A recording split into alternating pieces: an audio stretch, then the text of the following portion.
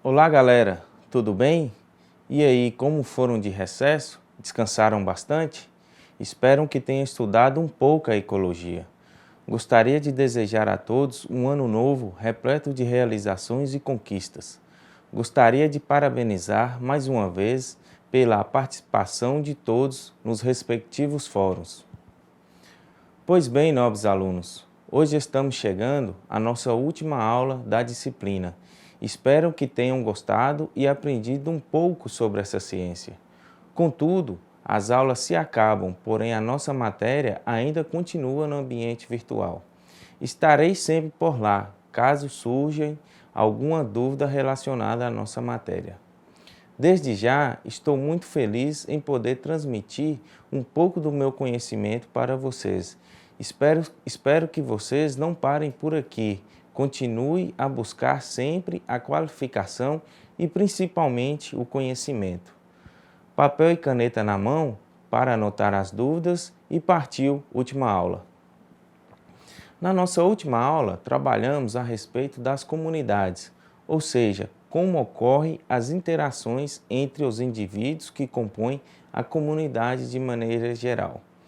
Vimos as interações harmônicas e desarmônicas, que é o resultado positivo ou negativo de uma determinada espécie ao se relacionar com as demais que vivem na mesma comunidade.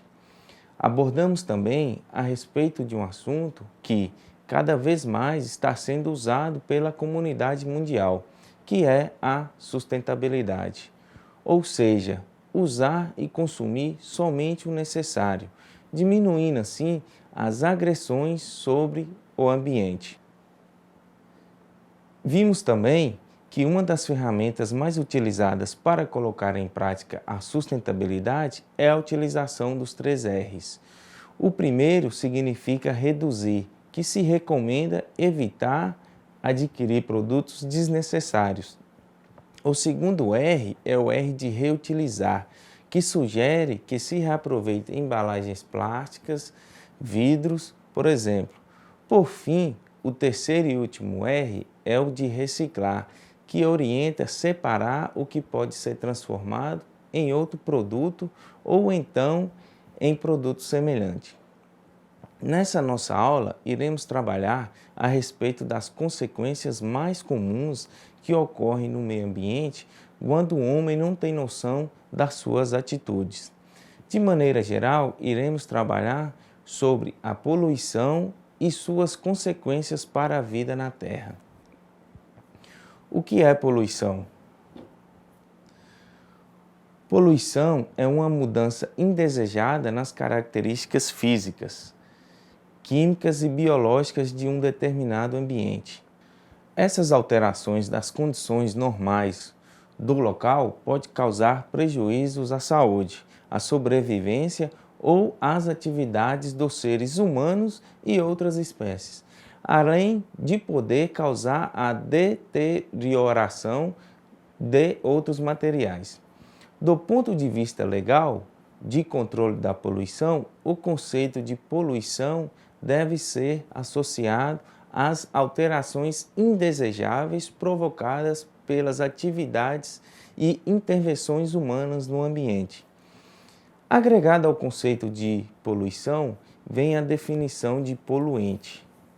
Poluentes são agentes que provocam a poluição.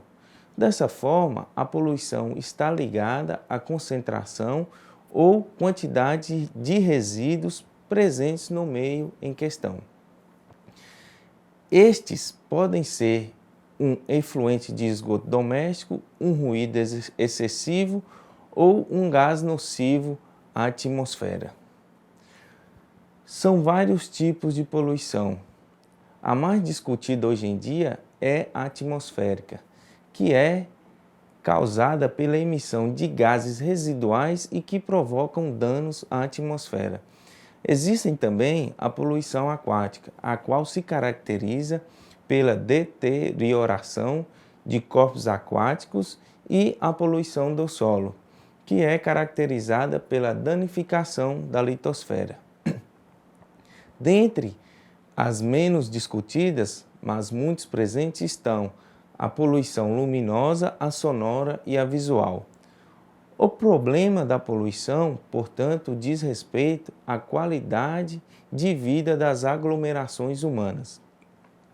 A degradação do meio ambiente do homem provoca uma deterioração dessa qualidade, pois as condições ambientais são imprescindíveis para a vida, tanto no sentido biológico como no sentido social. Agora um pouco de história. Veremos onde a poluição se desencadeou e tomou proporções gigantescas até os dias atuais. Foi a partir da Revolução Industrial que a poluição passou a constituir um problema para a humanidade. É evidente que já existiam exemplos de poluição anteriormente, mas o grau de poluição aumentou muito com a industrialização e urbanização, e a sua escala deixou de ser local para se tornar planetária. Isso não só porque a indústria é a principal responsável pelo lançamento de poluentes no meio ambiente, mas também porque a Revolução Industrial representou a consolidação e a mundialização do capitalismo, sistema socioeconômico dominante até hoje no espaço mundial. O capitalismo que tem na indústria a sua atividade econômica principal, acarreta urbanização, com grandes concentrações humanas em algumas cidades. A própria aglomeração urbana já é, por si só, uma fonte de poluição, pois implica em numerosos problemas ambientais, como o acúmulo de lixo, o enorme volume de esgotos e congestionamentos de tráfego, entre outros. A partir da Revolução Industrial, com o desenvolvimento do capitalismo, a natureza vai pouco a pouco deixando de existir para dar lugar a um meio ambiente transformado, modificado, produzido pela sociedade moderna. O homem deixa de viver em harmonia com a natureza e passa a dominá-la. Contudo, esse domínio da tecnologia moderna sobre o meio natural traz consequências negativas para a qualidade da vida humana em seu ambiente. O homem, afinal, também é parte da natureza, depende dela para viver e acaba sendo prejudicado por muitas dessas transformações que degradam sua qualidade de vida. Sabemos que existem tipos de poluição e esta é classificada de acordo com o ambiente em que se é prejudicado. Daremos início ao estudo dos tipos de poluição. Veremos primeiro a poluição do ar e as mudanças climáticas. Essa que é uma das consequências mais drásticas ocasionadas pela poluição. O crescimento econômico registrado nas últimas décadas constitui o grande responsável pela degradação da qualidade do ar, tornando a poluição atmosférica uma questão de saúde pública. A poluição do ar ou atmosférica é definida como a introdução na atmosfera de qualquer matéria ou energia que venha alterar as propriedades da mesma, afetando a vida das espécies animais ou vegetais que dependem ou tenham contato com essa atmosfera, ou mesmo que venham provocar modificações fisioquímicas nas espécies minerais que tenham contato com ela. A poluição do ar resulta da emissão de gases tóxicos ou de partículas líquidas ou sólidas na atmosfera. Os efeitos dos poluentes na saúde pública têm sido amplamente e rigorosamente estudados. Apresenta-se informações sobre alguns poluentes atmosféricos. Há inúmeros tipos de poluentes do ar, porém veremos apenas os principais poluentes. Vejamos aqui o monóxido de carbono, que é através do escape de veículos motorizados ou de processos industriais. Vemos também o dióxido de enxofre, que ocorre através das centrais termoelétricas a petróleo ou carvão e fábricas de ácido sulfúrico. Temos também o chumbo, que é obtido através de escape de veículos motorizados, centrais termoelétricas e fábricas de bateria.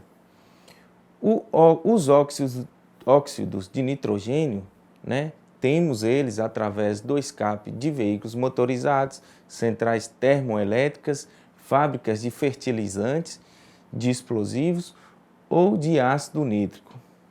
Já os ozônios são formados na atmosfera devido à reação dióxido de nitrogênio com hidrocarbonetos e luz solar. Já o etano, o etileno, propano, butano, acetileno e pentano são obtidos através do escape de veículos motorizados, através da evaporação de solventes, através dos processos industriais, dos lixos sólidos e da utilização de combustíveis. O dióxido de carbono é obtido através da queima de combustíveis fósseis, mudanças na vegetação, como o desmatamento, queima de biomassa e fabricação de cimento.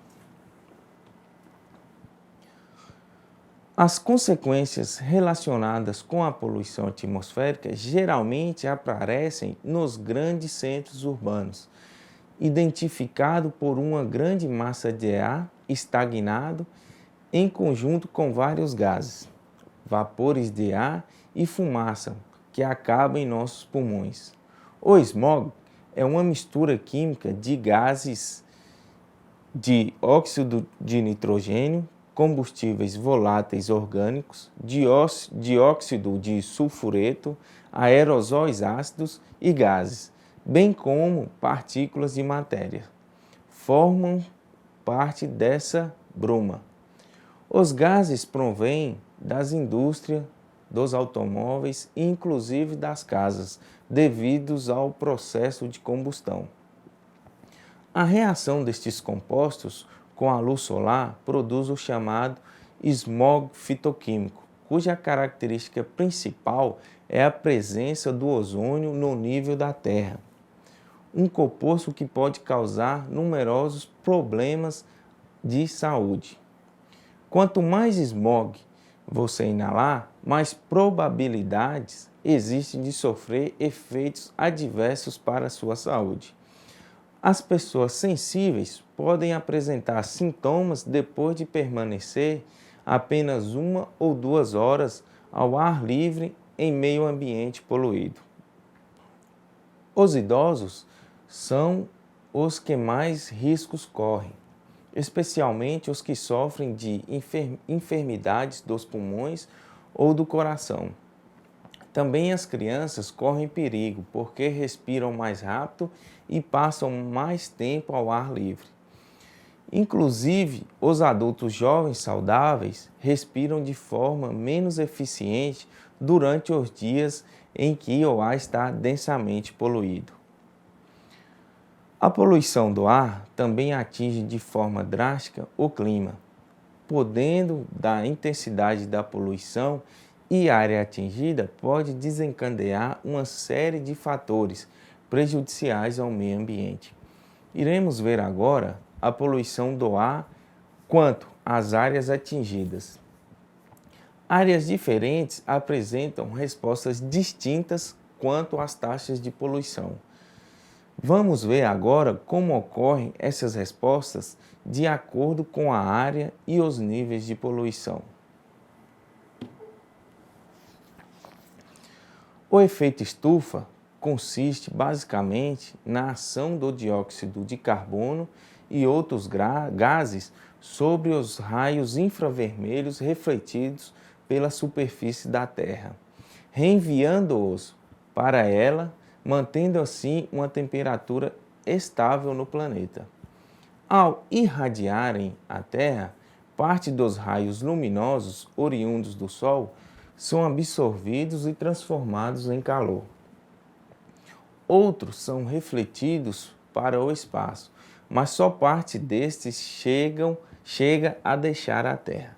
Em consequência da ação refletora, que os chamados gases do efeito estufa, dióxido de carbono, metano, clorofluorcarbonetos, os CFCs e o óxido de azoto, têm sob tal radiação reenviando-a para a superfície terrestre na forma de raios infravermelhos. Desde a época pré-histórica que o dióxido de carbono tem tido um papel determinante na regulação da temperatura global.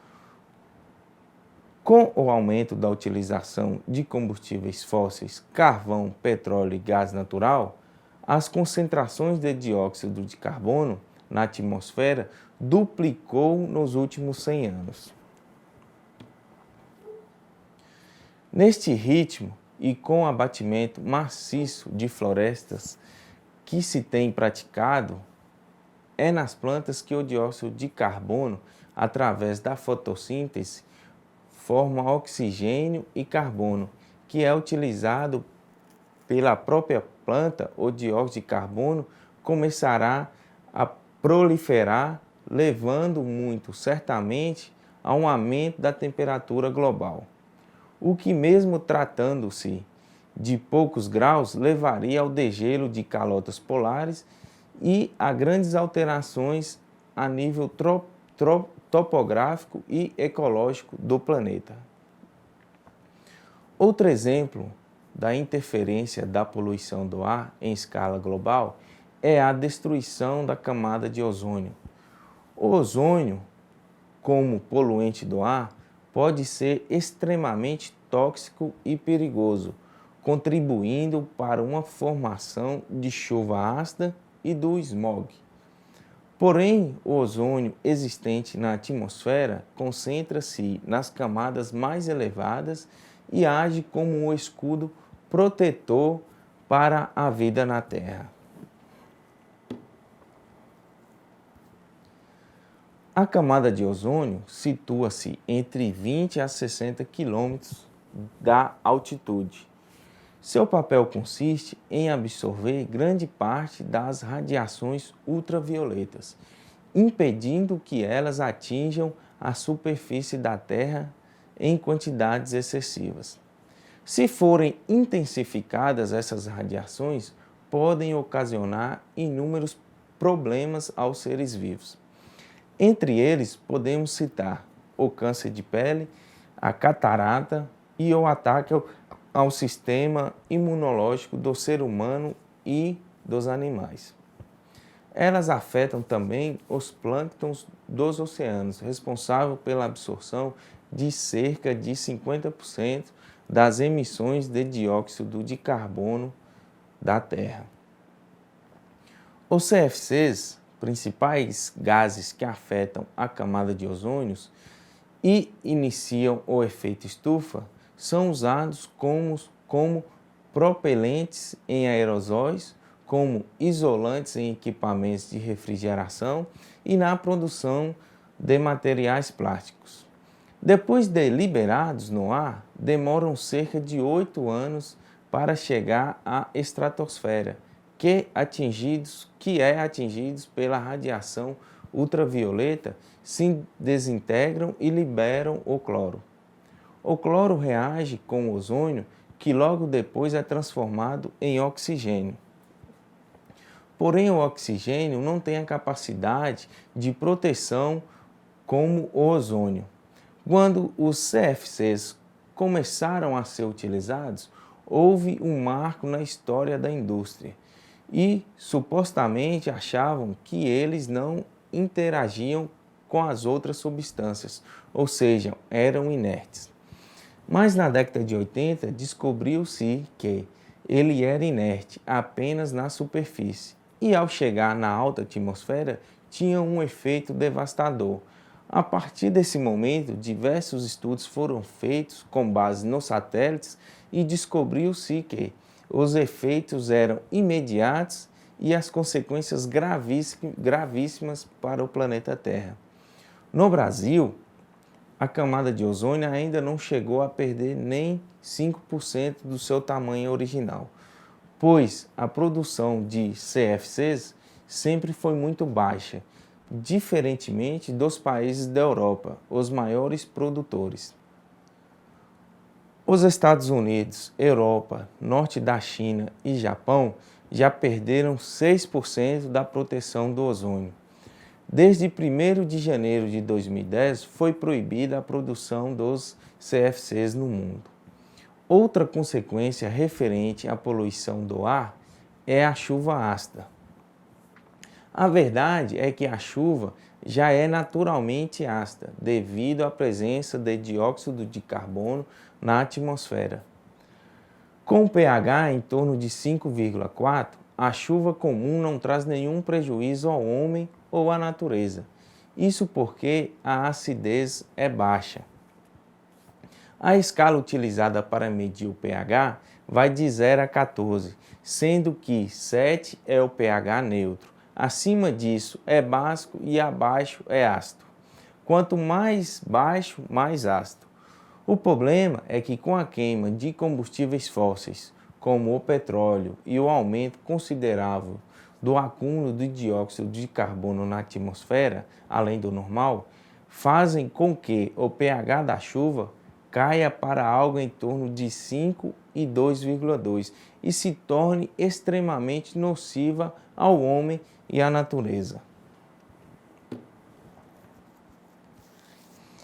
A queima de carvão e de combustíveis fósseis e os poluentes industriais lançam dióxido de enxofre e nitrogênio na atmosfera. Esses gases combinam-se com o hidrogênio presente na atmosfera sob a forma de vapor d'água. O resultado são as chuvas ácidas. As águas da chuva, assim como a geada, neve e neblina, ficam carregadas de ácido sulfúrico ou ácido nítrico. Ao caírem na superfície, alteram a composição química do solo e das águas, atingem as cadeias alimentares, destroem florestas e lavouras, atacam estruturas metálicas, monumentos e edificações. As chuvas ácidas, embora afetam mais as regiões industrializadas da América do Norte, Estados Unidos e Canadá, e da Europa, Alemanha, Áustria, Polônia e República Tcheca, devido à emissão de dióxido de enxofre e da queima de petróleo e carvão, são um problema global, visto que os ventos transportam partículas poluentes. É necessário, cada vez mais, a população conscientizar a respeito dos problemas causados pela poluição do ar. Listaremos agora alguns exemplos que podem minimizar as consequências provenientes deste tipo de poluição. Entre os elementos indispensáveis à vida, o ar é um dos principais. Mesmo com enorme relevância para os seres vivos, o ar tem sofrido drásticos impactos provenientes da ação antrópica. As atividades humanas provocam a poluição do ar, que pode refletir em enormes danos para a natureza e ao próprio homem. Nos últimos anos, o que mais se destaca nos meios de comunicação são notícias relacionadas ao clima, tais como a poluição do ar que é gerada pela queima de combustíveis fósseis, emissão de gases industriais, queimadas, entre outros. Isso tem provocado um aumento das temperaturas globais, efeito estufa e elevação dos níveis dos oceanos, entre outros que estão relacionados. Diante da situação, é preciso que a sociedade atual tome atitudes rigorosas em relação à poluição do ar. Existem inúmeras dicas corretivas e preventivas para tentar minimizar esse problema. Dentre elas, destacamos estipular limites dos níveis de poluição nos ambientes urbanos e rurais, critérios rigorosos quanto às normas de emissão de gases, monitoramento periódico das fontes poluidoras, incentivar o uso de tecnologias menos poluentes, uso de equipamentos que reduzem os níveis de gases emitidos, dos quais podemos citar catalisadores automotivos, filtros despoluidores nas chaminés das indústrias, além de outros. Monitorar constantemente lugares onde são depositados resíduos sólidos para que não haja incêndios. Controle diário da qualidade do ar.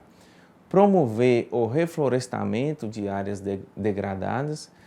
Elaboração de projetos de caráter preventivo contra possíveis poluições atmosféricas de grandes proporções, controlar as queimadas, nas lavouras, pastagens e florestas, evitar o uso de agrotóxicos, dando preferência para o controle biológico, preservação de florestas naturais, implantação de sistema de transporte coletivo de qualidade e criação e expansão de áreas verdes nas áreas urbanas, como praças arborizadas, parques ecológicos e jardins. Como consequências globais da poluição do ar, temos as mudanças climáticas, que iremos trabalhar agora. As mudanças climáticas são alterações que ocorrem no clima geral do planeta. Estas alterações são verificadas através de registros científicos nos valores médios ou desvios das médias, apurados durante o passar dos anos. As mudanças climáticas são produzidas em diferentes escalas de tempo, em um ou vários fatores meteorológicos, como, por exemplo, temperaturas máximas e mínimas, índices pluviométricos, as chuvas, temperatura dos oceanos, nebulosidade, umidade relativa do ar, entre outros. As mudanças climáticas são provocadas por fenômenos naturais ou por ações dos seres humanos. Neste último caso, as mudanças climáticas têm sido provocadas a partir da Revolução Industrial, como já falado acima, momento em que aumentou significativamente a poluição do ar. Atualmente, as mudanças climáticas têm sido alvo de diversas discussões e pesquisas científicas. Os climatologistas verificam que, nas últimas décadas, ocorreu um significativo aumento na temperatura mundial, fenômeno conhecido como aquecimento global. Este fenômeno, gerado pelo aumento da poluição do ar, tem provocado o derretimento de gelo das calotas polares e o aumento no nível de água dos oceanos. O processo de desertificação também tem aumentado nas últimas décadas, em função das mudanças climáticas. Dando prosseguimento à nossa aula, continuaremos com o tema de poluição. Porém, agora vamos abordar um outro tipo de poluição, poluição da água. Uma das aventuras mais fascinantes é acompanhar o ciclo das águas na natureza. Suas reservas no planeta são constantes, mas isso não é motivo para desperdiçá-la ou poluí-la. A água que usamos para os mais variados fins é sempre a mesma, ou seja, ela é responsável pelo funcionamento da grande máquina que é a vida na Terra, sendo tudo isso movido pela energia solar. Vista do espaço, a Terra parece o planeta água, pois esta cobre 75% da superfície terrestre, formando os oceanos, rios, lagos, lagoas e etc. No entanto, somente uma pequenina parte dessa água, da ordem de 113 trilhões de metros cúbicos, está à disposição da vida na Terra. Apesar de parecer um número muito grande, a Terra corre o risco de não mais dispor de água limpa, o que, em última análise, significa que a grande máquina viva pode parar. As principais formas de poluição que afetam as nossas reservas de água são classificadas em biológicas, térmicas, sedimentares e químicas. A poluição biológica resulta da presença de micro-organismos patogênicos, como as bactérias, vírus, protozoários e vermes, especialmente na água potável. Doenças transmitidas diretamente através da água, podemos ter como exemplo o cólera, a febre tifoide, febre paratifoide, disenteria bacilar, amebíase ou disenteria amebiana, e também a hepatite infecciosa e a poliomielite. Também temos doenças transmitidas indiretamente através da água. Podemos citar a esquistossomose, fluorose, malária, febre amarela, bócio, dengue, tracoma, leptospirose, perturbações gastrointestinais de etiologia obscura, infecção nos olhos, ouvidos, gargantas e nariz. Já a poluição térmica ocorre frequentemente pelo descarte nos rios, lagos, oceanos, de grande volume de água aquecida no resfriamento de uma série de processos industriais. O aumento da temperatura causa 3 efeitos. A solubilidade dos gases em água diminui com o aumento da temperatura. Assim, há um decréscimo na quantidade de oxigênio dissolvido na água, prejudicando a respiração dos peixes e de outros animais aquáticos.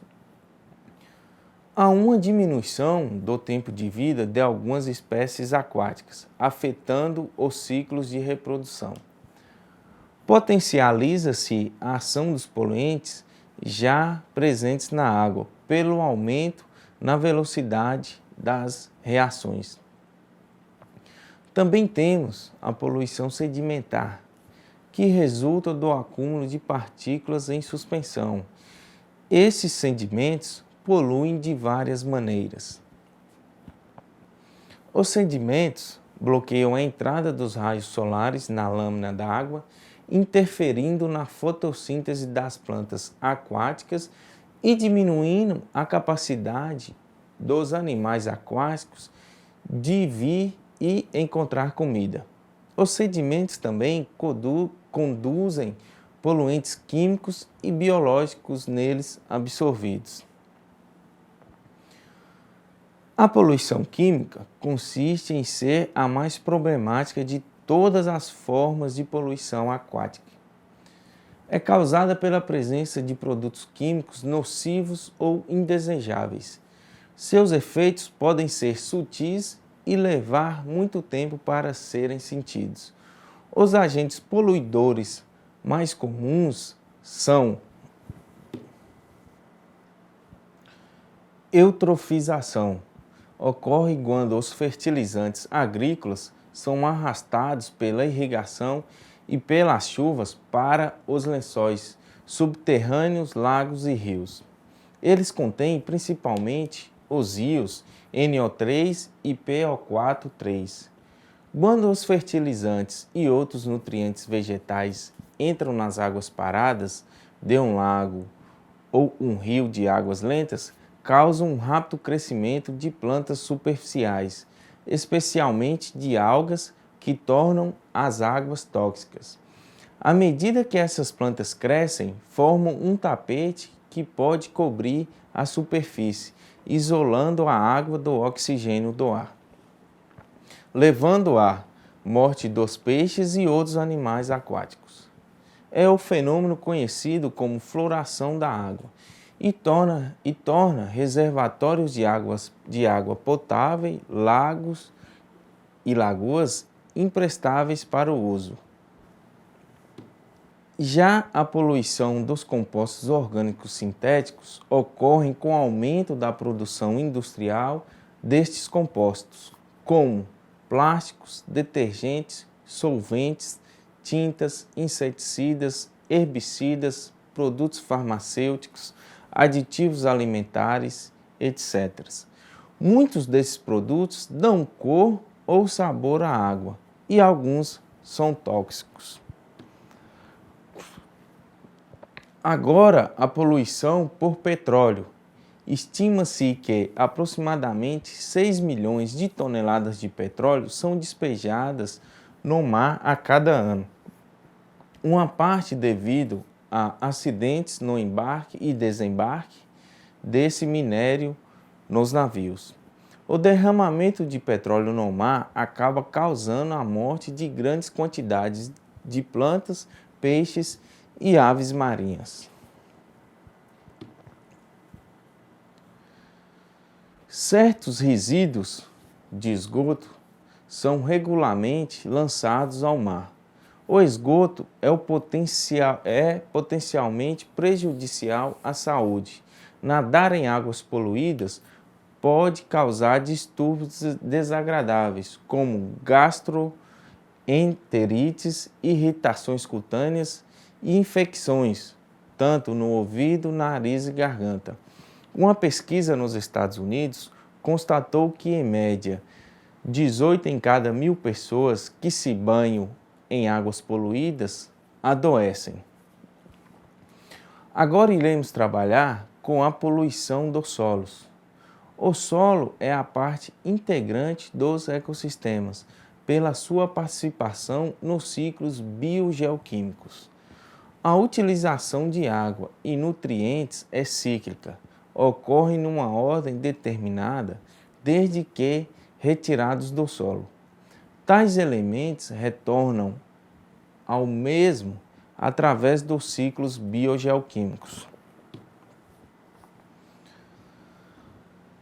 O solo atua frequentemente como um filtro, tendo a capacidade de depuração e imobilizando grande parte das impurezas nele depositadas.